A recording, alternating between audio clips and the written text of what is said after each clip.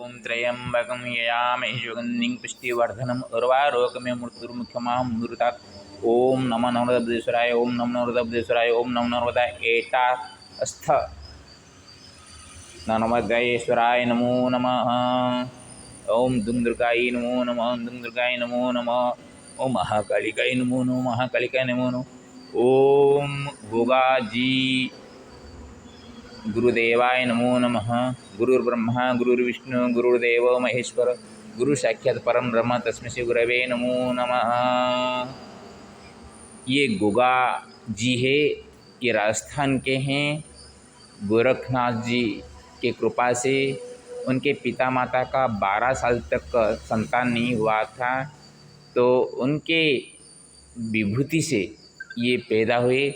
इसलिए उनका जो गोगा जी जन कल्याण के लिए काम करते थे, लोगों का सभी प्रकार का वो समस्या हल करते थे। मैं पहले उनको देखा तो मस्तक के ऊपर फणी है, मैं बलदेव जू माना था कि आज रथ यात्रा है, बलभद्र सुभद्रा के साथ भगवान श्री कृष्ण आज रथारूढ़ होकर अपने गुंडीचा माई के द्वार पे यात्रा करेंगे। तो ये एक सुखद परिस्थिति है। ये महात्माओं ने ये मंदिर बनवाए हैं और यहाँ पे एक कृष्ण जन्मभूमि भी बनाए हैं। कभी ये जन्माष्टमी में वहाँ उनका उत्सव वगैरह किया हुआ होगा। और ये है एट्टा के नेशनल हाईवे 34 में।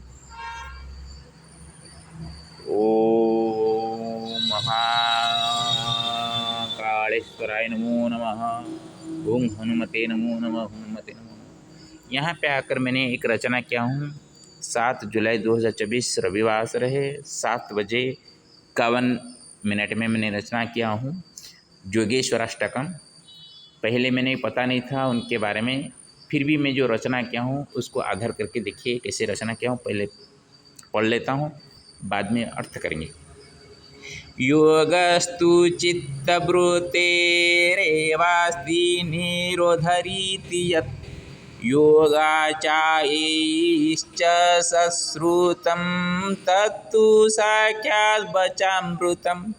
गृहे गृहे गृहवासीश्वर विश्वासमाश्रित गृह्णाति नैव तद्धर्मं येनोपकारमन्वितम्। एटास्थानं समागत्य मयैतत्तु विचारितम्। ऐन्द्रियसौख्यवसन्नो साख्यसौख्यविच्युतिः स्वर्गसुखस्य लाभाय यतते हि नरो सदा। स्वर्गेव गृहसौख्ये तु नाशयति स्वसद्गुणम्। रामकृष्णादिरूपेण जन्मना भारतभूमिः रावणकंसराख्यासेभ्यश्च सुरक्षिता चिरा। स्वात्मावगुणधारी च कृत्वा अहङ्कारमतुलं स्वगृहेण राष्ट्रमपेशो विनश्यति न संशयः।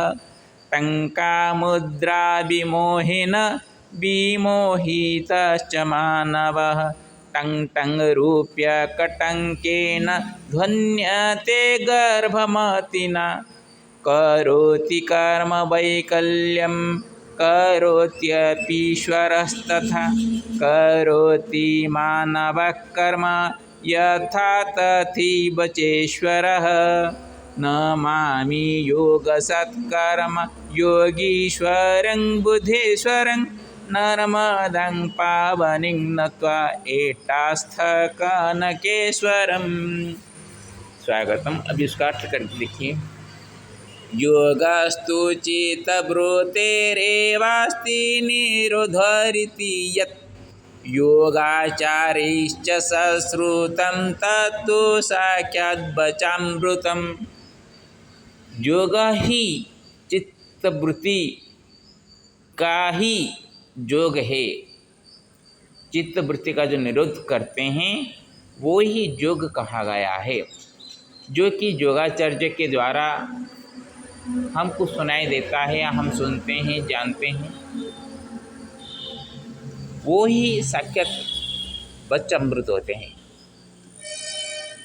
फिर भी चित्तवृत्ति का मतलब क्या होता है? दूसरे चीज़ों जो होते हैं जो कि कभी भी आपके साथ मरते दम तक साथ न दो, वो होता है झूठा। जो आप मरने के बाद भी चिर हो, स्थिर हो, वो होता है आत्मा, और वो सत्य है। हम सत्य को पहचानने की कोशिश नहीं करते, झूठ के पीछे दौड़ते रहते हैं। तो उससे अपने आप को नियंत्रित करना ही चित्तवृत्ति होते हैं। हर एक चीज़ को हम ऐसे झूठा बोल के तो छोड़ नहीं पाएंगे, लेकिन किसी के ऊपर इतना अपने आप को हावी कर देना, उसके ऊपर अपने का नियंत्रण खो लेना, ये अच्छी बात नहीं है। आदमी बचने के लिए खाना खाता है, लेकिन खाने के लिए वो किसी को मार डाले और किसी का क्षति पहुंचाए और किसी का लूट कर अपना पेट भरे, ये होता है माया। ये माया से बचने के लिए तरह तरह के नियमों कानून जैसे कि आपको बताया जाता है, साधु संतों ने आपको मार्ग प्रदर्शन करते हैं। हम सुनते हैं, सभी का बात सुनते हैं, सुनना चाहिए। दो दो कान भगवान दिए हैं, सुनने को मना नहीं है। देखते भी बहुत सारे चीज़ें हैं, जब सुनते हैं ये बात खराब देखो मत बोलते हैं, फिर भी हमारा आंख वहाँ ही चला जाता है, क्योंकि हमारे ऊपर नियंत्रण नहीं होता है। हम खराब बुरे बात भी सुनते हैं, बुरे बात भी देखते हैं, अच्छी बात भी देखते हैं, अच्छी बात भी सुनते हैं, लेकिन करते हैं जो हमारा मन चाहता है। मन तब अच्छी चीज़ को पकड़ने के लिए कोशिश करता है जब कुछ भगवत कृपा आपके ऊपर हो। बिना भगवत कृपा से आप कुछ नहीं कर पाएंगे। हर एक बात में हम बोलते हैं कि जो करेंगे भगवान करते हैं, हमको क्या करना है। हाँ, बात सही है, लेकिन भगवान जब आपको हाथ पैर दे कर छोड़े हैं, दिमाग देकर छोड़े हैं, दूसरे जीवों से आपको श्रेष्ठ बनाया है कि आप सोच सकते हैं, समझ सकते हैं, अपने भाव को व्यक्त कर सकते हैं, सही क्या गलत क्या आप चुन सकते हैं। इतने सभी देने के बाद हर एक चीज़ को आंख मूंद के ग्रहण करना सही बात नहीं है, और सभी भगवान कर लेंगे बोल के चुप हो जाना सही नहीं। कर्म करते करते कहाँ पे आप थक गए, हाथ उठा लो, भगवान आप ही उसको संभालो, मैं अभी करने से अपने आप को बचाता हूँ। तब भगवान आपको रक्षा करेंगे। लेकिन आप कुछ कर्म नहीं करेंगे, हर एक चीज़ भगवान के ऊपर छोड़ देंगे, और बाद में कुछ अलग हो जाए तब हम भगवान को कोसते रहते हैं। गृहे गृहे गृहवासीश्वरा विश्वासमाश्रिता गृह्णाति नैव तद्धर्मं येनोपकारमन्वितं। जिसका उपकार वो धर्म के साथ जुड़ा हो, उस तरह का धर्म को वो ग्रहण नहीं करता। हर एक घर में घर का जो स्वामी होते हैं वो ईश्वर और विश्वास को आश्रित होते हैं, विश्वास करते हैं। महिला लोग स्वामिनी अपने घर में अपनी पूजा पाठ करती रहती है। ऐसे नहीं होते तो ये महात्मा दोनों ये इतना बड़ा मंदिर नहीं बनाते। तो स्वामी और स्वामिनी जो घर में होते हैं वो तो सभी धर्म पालन करते हैं, लेकिन ऐसा वो धर्म पालन नहीं करते जिससे उनका उपकार हो, उनका मंगल हो। वो उसी धर्म को पालन करते हैं। कुछ समय के लिए उनको तो अच्छा लगता है, लेकिन बाद में उनके साथ उनका परिवार भी नष्ट भ्रष्ट हो जाता है, उनको पता नहीं चलता। एटा स्थानं समागत्य मयेतत्तो विचारितम् ऐन्द्रिय सौख्य वसनो साख्या सौख्य विच्युतिः। एटा ये स्थान में आने के बाद, इस मंदिर में प्रवेश करने के बाद मेरे को ऐसा एक विचार आया कि इंद्रिय सौख्य वश से हम इंद्रिय सुखों को पाने के लिए इंद्रियगत जो अच्छी चीज़ खाने पीने सोने के लिए अच्छी जगह चाहिए और मज़े बात सुनने के लिए अच्छा लगता है, ये सभी होकर कभी कभी हम क्या करते हैं ना, साक्षात सौख्य से विच्युति हो जाते हैं, अलग हो जाते हैं, अलग थलग हो जाते हैं और बाद में हम खुशते रहते हैं, भगवान हमको ऐसा कर दिया वैसा कर दिया। स्वर्ग सुख लाभाय यत तेहि नरो सदा स्वर्गे गृह सौख्य तु नाशयति स्वसद्गुणम्। हम स्वर्ग सुख को पाने के लिए एक नर हमेशा प्रयास करता है कि मेरे को ऐसा सुख मिले जो सुख और दूसरा कहाँ पे न हो। अब तक हमने देखा नहीं स्वर्ग कहाँ पे है, लेकिन स्वर्ग सुख हम चाहते हैं। स्वर्ग सुख में क्या दुख है हमको पता नहीं है, क्योंकि देवता लोगों का आँखों का उनका जो है आँख उनका मुद्रित नहीं होता है, पलक नहीं झपक पाते, वो खुले ही रहता है। नींद में सोना उनका कभी उनका नहीं होता है। और वो जो सुख भोगते हैं उनका सुख में दुख क्या तो उनको अनुभूति नहीं होती है, और सुख भी क्या उन्हें अनुभूति नहीं होती है। वो अलग प्रकार का ऐश्वर्य संपन्न होते हैं। इसीलिए तो वो धरा में आते हैं, पृथ्वी में आते हैं मानव के रूप में, कि अपने आप दुख और सुख को अनुभव करने के लिए। जो आते हैं वो वापस स्वर्ग जाने के लिए उनका मन नहीं होता है, फिर भी कुछ समय के बाद वो उनका अभिशाप जो पाके नीचे आते हैं, वो पृथ्वी होने के बाद समय पृथ्वी होने पर वो वापस चले जाते हैं। स्वर्ग में सुख क्या है हमको पता नहीं है, इसलिए हम स्वर्ग सुख ढूंढते रहते हैं। हमारे यहाँ पे जो स्वर्ग सुख है वो स्वर्ग सुख और कहाँ पे भी नहीं, क्योंकि हम यहाँ पे दुख भी झेलते हैं, दुख के बाद सुख भी आता है। हम अनुभव करते हैं ये दुख था ये सुख है, मैं दोबारा ये दुख नहीं झूलूँगा। मैं सुख इतना सुख भोग लिया हूँ कि अभी बुढ़ापे आने पर मेरा कमर दर्द हो रहा है, घुटनों में दर्द हो रहा है, चल नहीं पा रहा है। तो मैंने जीवन में जितना सुख मैंने पाया था अभी दुख भोग रहा हूँ। तो ये आपको ये सुख दुख का भोग होना यहाँ पे ही है। तो ये जो स्वर्ग सुख को आप यहाँ पे भोग रहे हैं उसको छोड़कर एक जो स्वर्ग सुख आपको किसी के बारे में पता नहीं है उसको आप पाना चाहते हैं। तो स्वर्ग एवं गृह सुख हेतु, घर में जो सौख्य है उसको छोड़कर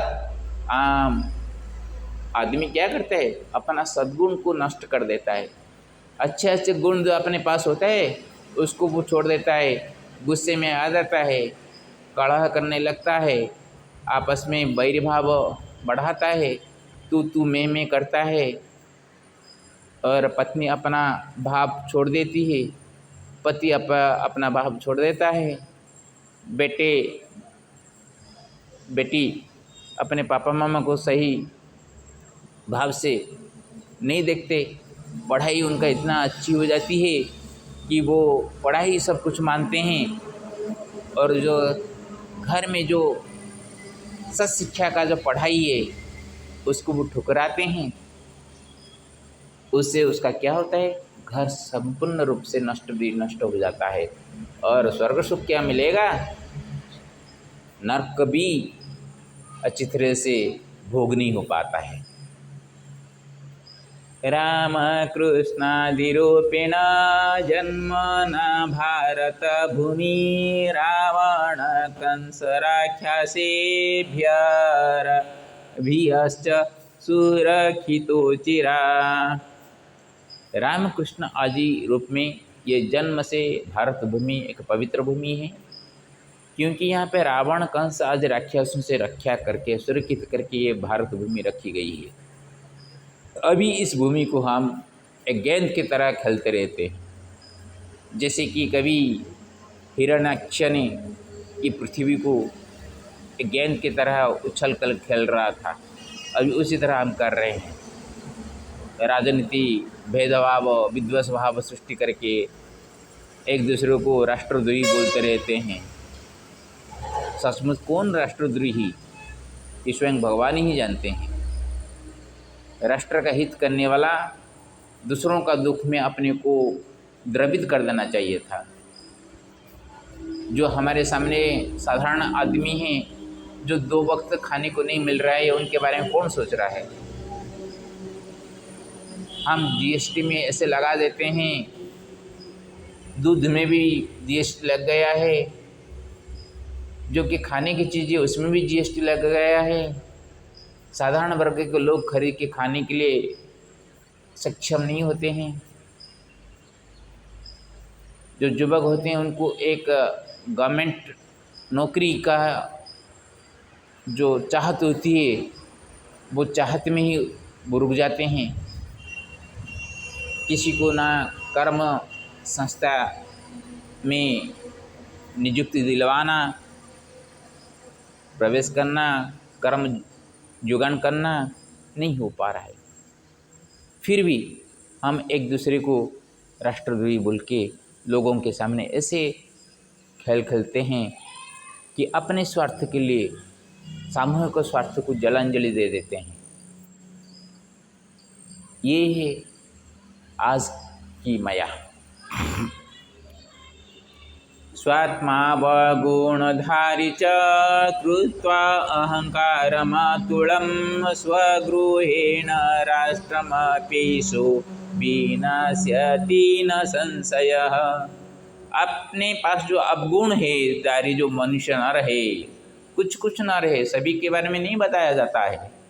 कुछ ऐसे न रहे, एक नर से ही 100 नरों का नष्ट हो जाते हैं। अपने अहंकार का अतुल अहंकार गर्भ से वो अपने घर को तो नष्ट करते हैं, और राष्ट्रमपि एषः विनश्यति न संशयः, इसमें द्वंद्व नहीं है। वो एक घर भी टूट जाए ना, उसी से एक राष्ट्र का भी कुछ हानि होती है। एक एक घर से ही राष्ट्र बनता है। तो एक घर नष्ट होने के बाद उसका दूसरे घर के ऊपर कुछ प्रभाव होता है। ऐसा होकर एक दिन ऐसा आएगा, घर बोलने पर सबको भय लगेगा और घर बनाने के लिए कोई चाहेंगे नहीं।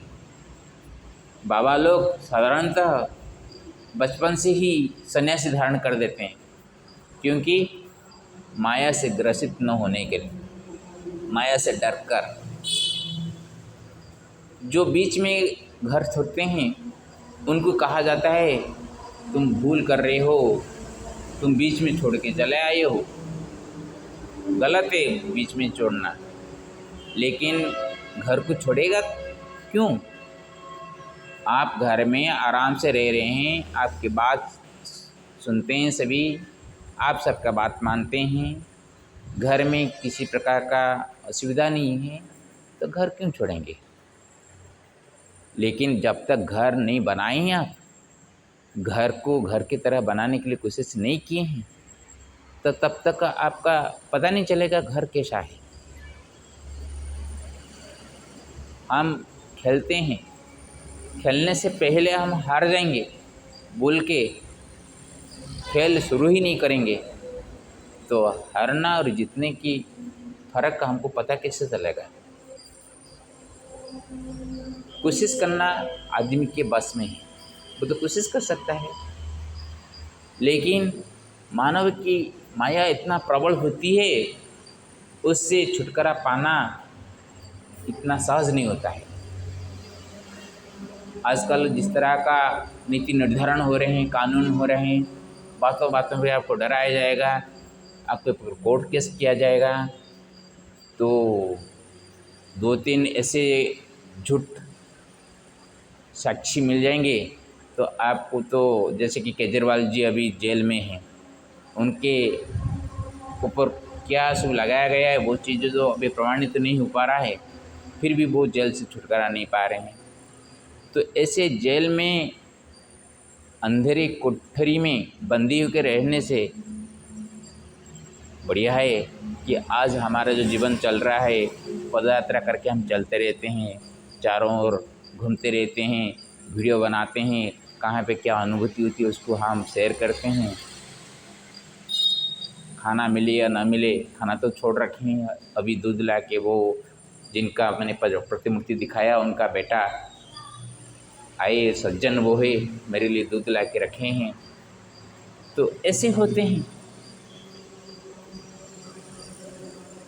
तो अपने अवगुण से ही हम अपने को नष्ट करते हैं और दूसरों को भी नष्ट करते हैं। टंका मुद्रा विमोहिन विमोहित च मानव टंग टंग रूप्य कटंकिण धुन्यते गर्भमतिना।